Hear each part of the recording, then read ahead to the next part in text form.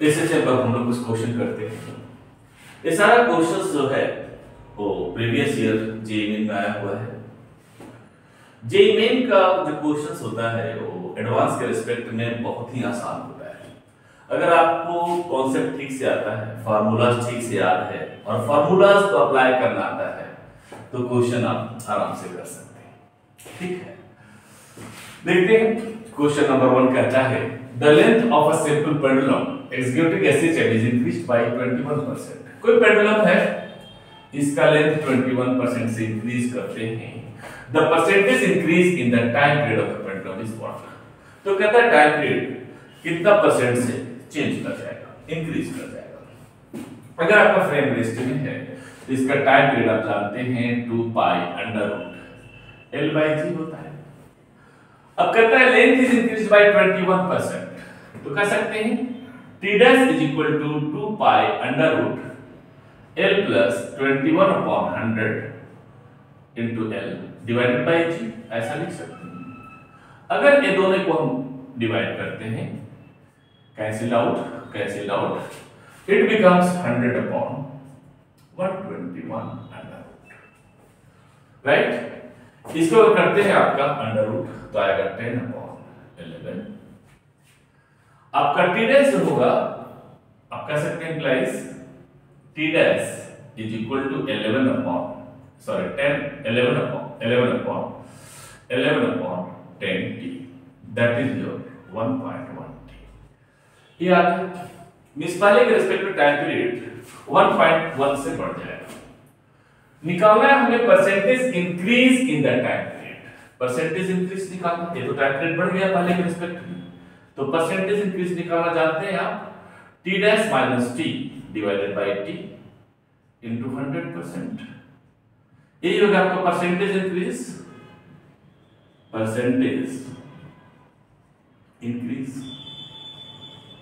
यही होगा, and that is equal to कितना होगा 1.1 T minus T divided by T into 100, यही आपका।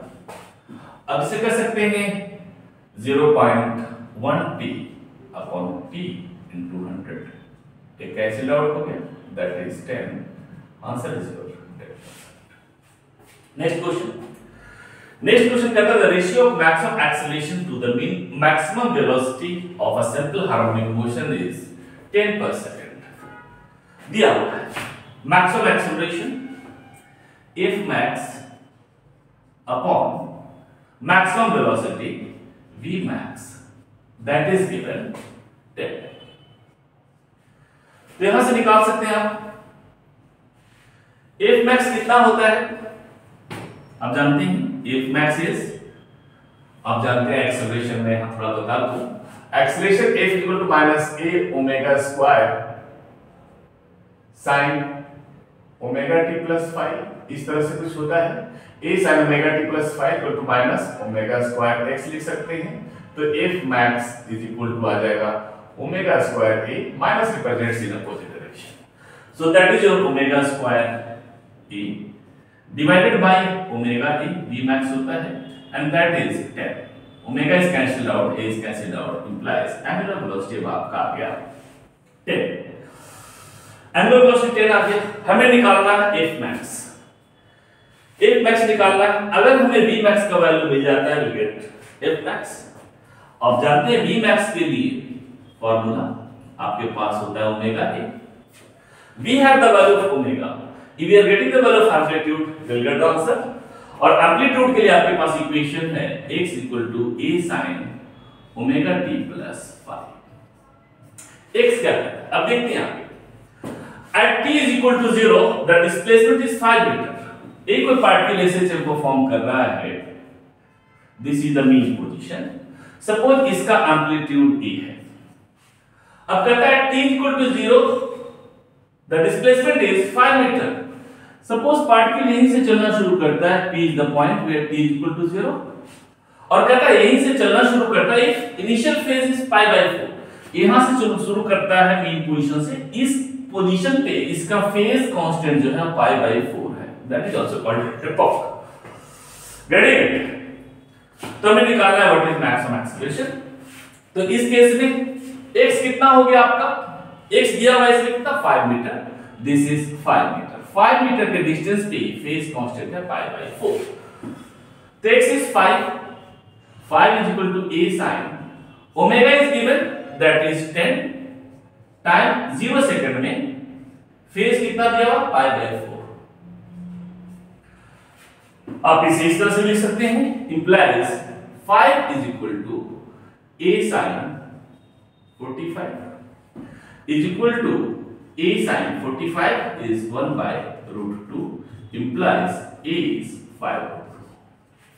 अब a आ गया आपका, we have the value of omega, so we'll get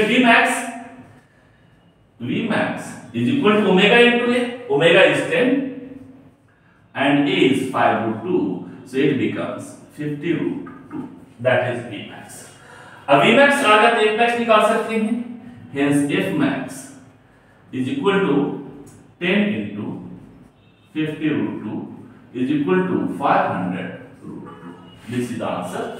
so 500 root 2 ये है, ये आपका आंसर होगा। इसमें आपका 10% आंसर था। नेक्स्ट क्वेश्चन देखते हैं।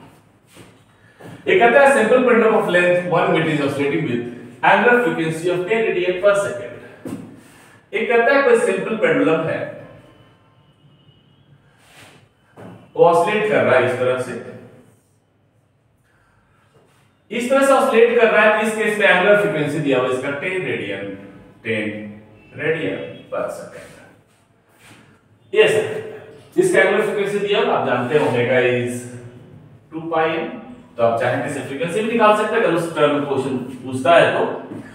The support of the pendulum starts oscillating up and down with a small angular frequency 1 radian per second।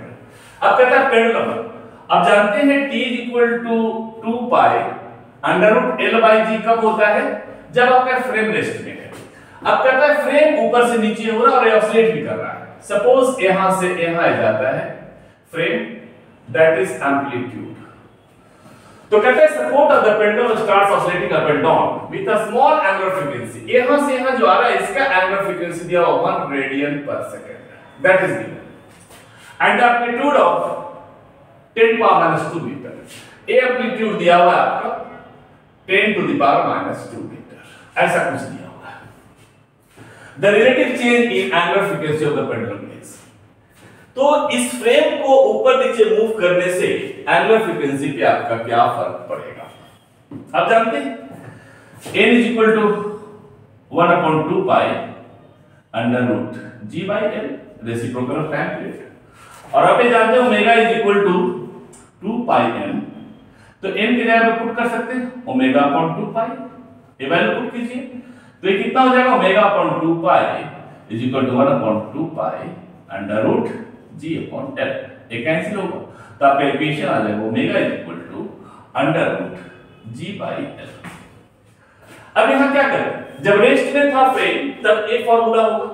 अब कहता है फ्रेम ऑसिलेट कर रहा है तो इफेक्टिव एक्सीलरेशन चेंज कर जाएगा, तो आप कह सकते हैं omega is equal to g effective right upon l under root, that is your g effective upon कितना होगा 1 under root, that is g to the power, इसे हम हाफ भी लिख सकते हैं, g effective to the power half, sorry g effective to the power half, ऐसा लिख सकते हैं। अब देखना इसमें g इफेक्टिव कितना होगा। g मींस एक्सीलरेशन, आप जानते हैं f is equal to minus a omega square sin omega t plus 5, यहां से माइनस ओमेगा स्क्वायर x लिख सकते हैं। अगर मैक्सिमम एक्सीलरेशन बात करें तो ओमेगा स्क्वायर t होगा। इसमें एम्पलीट्यूड दिया हुआ है तो यहां पे इसका एक्सीलरेशन कितना है, एम्पलीट्यूड पे ओमेगा स्क्वायर t होगा मैग्नीट्यूड। यहां पे करें तो एक्सीलरेशन नीचे आ रहा है, ये होगा ओमेगा स्क्वायर t, तो चेंज इन एक्सीलरेशन कितना हो जाएगा, चेंज इन इफेक्टिव एक्सीलरेशन अगर लिखना चाहें, sorry change in effective acceleration g effective, तो कितना हो जाएगा omega square a minus omega square t, that is equal to twice omega square a, आपका a आ जाएगा। क्लियर, ये तो इफेक्टिव एक्सीलरेशन आपको मिल गया इससे। अब कहते हैं इफेक्टिव एक्सीलरेशन के पावर 2 है। अब इस टाइप का जहां भी क्वेश्चन होता है आपने देखा होगा, relative error, percentage error, error measurement पढ़ा होगा आपने, यहां से निकाल सकते हैं del omega upon omega is equal to power multiply हो जाता है into del g effective upon g effective. Get it? अब वैल्यू हो जाएगा आपका that is equal to half into g effective कितना आ गया twice omega square a, twice omega square a upon g effective कितना है जी, दैट इज योर 10। आप जानते हैं ना। अब ये कितना हो गया कैंसिल कर सकते हैं आप, तो ओमेगा स्क्वायर ए अपॉन 10। और अगर वैल्यू पुट करें तो ओमेगा का वैल्यू कितना दिया हुआ है, इधर से आ रहा है 1 radian per second square, so 1 square. Amplitude कितना आपका 10 to the power -2, 10 to power -2 divided by 10। एक करते हैं तो आपका आता है 10 टू पावर -3। So this will be your answer. Next question, ये कहता है लड़का है a child swimming on a swing is in a standing position is sitting position कर दीजिए यहाँ पे। a child swimming on a swing is in sitting position, एक लड़का स्विंग पे है और बैठा हुआ है। अब रैंडमली जाता है खड़ा हो जाता है, a standard, then the time period of the swing will be, swing का आपका टाइम पीरियड होगा क्या है। बहुत ही आसान क्वेश्चन है, कांसेप्ट बेस्ड है, लेकिन कभी-कभी आसान क्वेश्चन भी जेईई में आ जाता है और इससे भी उतना ही मार्क्स मिलता है जितने बड़े क्वेश्चंस पे आते हैं। तो कांसेप्ट थोड़ा ठीक से रखिएगा, कुछ है नहीं, स्विंग पे है, एक कोई स्विंग है, लड़का बैठा हुआ है, अंडरस्टूड है लेंथ कुछ होगा। अगर लड़का खड़ा हो जाता है तो लेंथ बढ़ जाएगा तो लेंथ घट जाएगा तो सेंटर ऑफ मास ऐसा होगा, ऊपर को शिफ्ट कर जाएगा, so t equal to 2 pi √L by g। तो पहले लेंथ यहां से यहां तक था, अब लेंथ यहां से यहां तक है, लेंथ घट गया, then t decreases, time period decrease कर जाएगा। So this is answer. ये था कुछ क्वेश्चन जो PYQ जेईई का है। अब आगे बढ़ते हैं, कुछ और क्वेश्चन देखते हैं हम लोग। आसानी क्वेश्चन अभी देखेंगे, जब तक आपका कॉन्सेप्ट क्लियर नहीं हो जाता उसके बाद बड़े क्वेश्चन की तरफ हम लोग चलेंगे। नेक्स्ट क्वेश्चन कहता है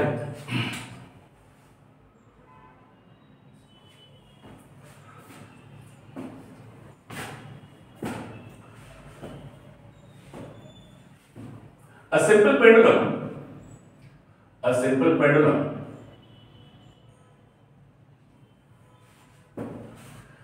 इसको ऐसा करते हैं, थोड़ा सा चेंज करते हैं। A second pendulum is oscillated in a lift, which descends at the rate of 9.8 meter per second. Its time period will be option A 2√2 seconds, B 0, C infinity, D is none। कहता है second pendulum is oscillated in a lift में oscillate कर रहा है which descends at the rate of 9.8 metre पर second. Lift है इस तरह से, जो भी है यहां से सेंट्रल पेंडुलम लटका हुआ नीचे आ रहा, ये दिया बेसिकली वेलोसिटी। आप जानते हैं एक्सीलरेशन के टर्म चेंज करता है सेंट्रल पेंडुलम, लेकिन ये वेलोसिटी दिया मीटर पर second, that is velocity.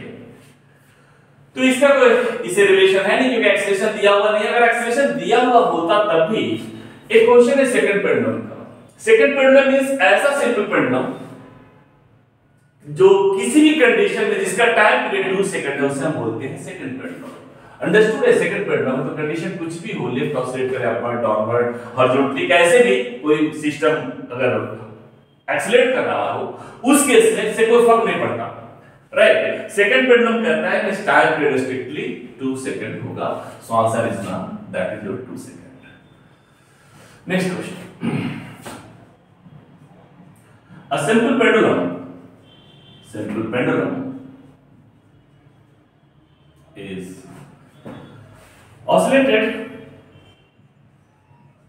from the ceiling of a car its time period is t. If the car accelerates, then what will, then ऐसा कर सकते हैं, how will the time period change. कहते हैं कोई car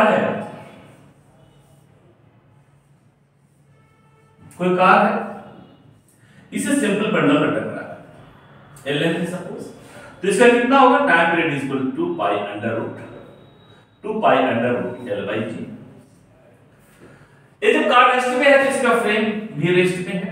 अब कहते हैं कार में एक्सीलरेशन इस डायरेक्शन में है, तो एक एक्सीलरेशन ऐसा है, इसमें सूडो एक्सीलरेशन पेंडुलम इस डायरेक्शन में होगा, sorry this is g, acceleration इस डायरेक्शन में होगा, the resultant acceleration will become g square plus a square. यहां जो हो गया g इफेक्टिव, अगर आप g इफेक्टिव देखें तो g इफेक्टिव एक्सीलरेशन क्या होगा, पढ़ेगा तो कितना होगा इसका, how will the time period change, तो कह सकते हैं time period will decrease, time period इस केस में डिक्रीज करेगा। अब कुछ और क्वेश्चन देखते हैं हम लोग,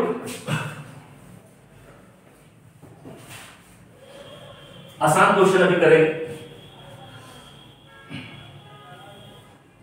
next question, a positively charged metallic ball is oscillated over negatively charged metallic plate. How will the time period change? How will the time period change? How will time period, ऐसा कर सकते हैं, t will change. Option A, t increases, B, t decreases, C, t remains in, D ना, क्या होगा? Understood है, पहले कहता है सिंपल पेंडुलम, इस तरह से पूरा क्वेश्चन लिखा नहीं हूं मैं, यहां पे टाइम पीरियड ऐसा है कुछ, टाइम पीरियड अगर लेंगे तो फ्रेम आपका रेस्ट में है, तो t = 2 pi under root l by जी होगा। जी हम मानते हैं इफेक्टिव, ये एक्सीलरेशन जो होता है इफेक्टिव होता है, अगर आपका फ्रेम रेस्ट में है तो जी इफेक्टिव जी होगा। अब कहता है it is oscillated over negatively charge metallic plate, पहले तो टाइम पीरियड इतना था, पूरा क्वेश्चन नहीं लिखा हूं क्योंकि इस बार क्वेश्चन में बेसिकली है कि जब चार्ज नहीं है तो टाइम पीरियड इतना है, जब चार्ज कर दिए उसके बाद क्या होगा, that is to be find out. तो इफेक्टिव अगर फ्रेम आपका रेस्ट में है तो जी इफेक्टिव जी होगा, तो time period 2 pi √ l by जी होगा उस केस में। अब कहता है इसमें अगर पेंडुलम का फ्रेम जो है वो रेस्ट में है, एक फोर्स लगेगा mg। अगर ऐसा करते हैं कि इसमें हम पॉजिटिव चार्ज दे दिए और नेगेटिव चार्ज मेटालिक प्लेट है, तो एक और फोर्स लगेगा F = इलेक्ट्रोस्टैटिक फोर्स, तो फोर्स बढ़ जाएगा तो इफेक्टिव एक्सीलरेशन हमारा बढ़ जाएगा, तो time period again it will decrease. This is answer. Next question देखते हैं हम कुछ,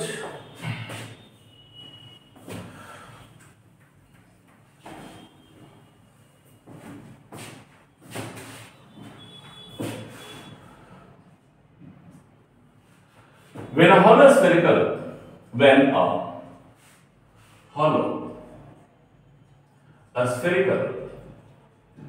a spherical ball of a simple pendulum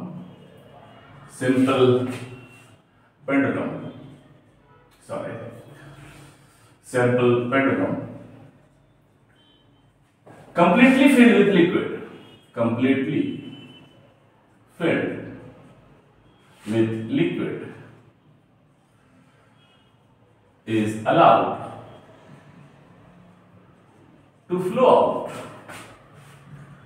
out through an orifice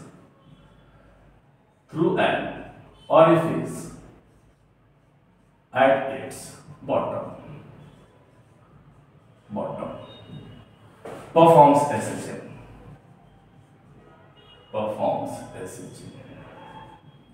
How will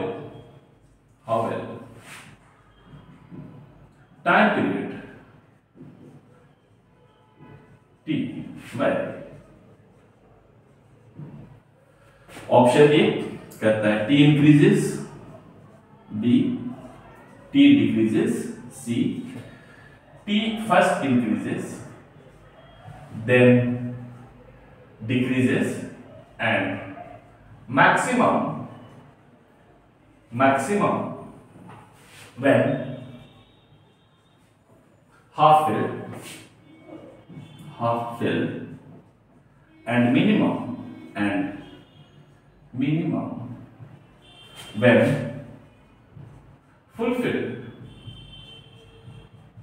or empty. ठीक है, एक कहता है when a hollow spherical bulb of a central pendulum completely filled with liquid is allowed to flow out through an orifice at its bottom. एक कहता है कोई simple pendulum है, बड़ा सा बनाते हैं समझने के लिए, completely filled with liquid, इसमें लिक्विड भरा हुआ है, राइट? ऐसे जब परफॉर्म कर रहा है, सेंटर ऑफ मास इसका ए होगा, सेंटर ऑफ मास से हम कोई डिस्टेंस कंसीडर करते हैं, दिस इज द लेंथ, ये आपका फ्रेम है, फ्रेम आपका रेस्ट में है, not measured, this frame is at rest. Completely filled with liquid is allowed to flow through an orifice at its bottom. अब कहते हैं इसके बॉटम एक फाइन होल है, इससे लिक्विड निकल रहा है लगातार और SHM परफॉर्म कर रहा है, performs SHM. How will the time period very? तो टाइम पीरियड कैसे चेंज होगा? मैं SHM में बताया हूं कि time period is independent of mass and material of the bomb. यहां आपको लग सकता है कि मास लूज कर रहा है, मींस मास चेंज हो रहा है, मटेरियल भी चेंज कर रहा है, तो टाइम पीरियड पे कोई फर्क नहीं पड़ना चाहिए, राइट? लेकिन ऐसा नहीं है. एक minute, that is C. D एक और ऑप्शन है इसमें, रिमेन से, टी रिमेन से एक और ऑप्शन है इसमें. हाँ, तो मैं बता रहा था कि time period of a simple pendulum is independent of mass and material of the bomb. यहां से जैसे ही लिक्विड बाहर निकलेगा आपका मास चेंज हो रहा है, मटेरियल भी चेंज हो रहा है, तो टाइम पीरियड पे कोई फर्क नहीं पड़ना, लेकिन देखना पड़ेगा कि और फैक्टर कोई चेंज तो नहीं कर रहा. अब जानते हैं इसका टाइम पीरियड होता है 2 pi under root L by G. जब लिक्विड कंप्लीटली फिल्ड है तो सेंटर ऑफ मास तो यहां होगा. अब जैसे ही लिक्विड निकलना शुरू होगा, सेंटर ऑफ मास नीचे की तरफ शिफ्ट होगा. जब हाफ फिल्ड होगा तो सेंटर ऑफ मास कहीं यहां शिफ्ट होगा, C to C dash. Understood है? आपका लेंथ भी बढ़ रहा है, लेंथ बढ़ेगा तो टाइम पीरियड बढ़ेगा. मीन जैसे ही लिक्विड निकलना शुरू होगा, टाइम पीरियड इसका बढ़ता जाएगा, राइट? अब जानते हैं if there is uniform distribution of mass, center of mass coincides with geometrical center. जब completely filled था तब भी center of mass यहाँ होगा, जब क्या होगा, empty होगा तब भी center of mass यहाँ होगा. तो खैर जैसे ही यहाँ से आएगा center of mass नीचे की ओर शिफ्ट करता जाएगा. जब half filled होगा तो center of mass इस पोजीशन पे होगा, and that is the maximum length. अब लिक्विड फर्दर यहाँ से नीचे जाना शुरू होगा तो सेंटर ऑफ मास फिर ऊपर शिफ्ट करना शुरू करेगा. जब कंप्लीटली आपका एम्प्टी हो जाएगा तो again centre of mass coincides at this centre. Very good. तो आपका आंसर होगा T first increases then decreases and maximum when half filled होगा तो लेंथ मैक्सिमम होगा and minimum when full filled or empty. full filled हो या empty हो, इस केस में लेंथ सिंपल पेंडुलम का मिनिमम होगा. Very good. ये सब कुछ आसान क्वेश्चंस था. आगे कुछ बड़े क्वेश्चंस करेंगे, कुछ आसान भी करेंगे. कॉन्सेप्ट स्ट्रॉन्ग करने के लिए आसान क्वेश्चन करना बहुत जरूरी है. आज यहीं तक है.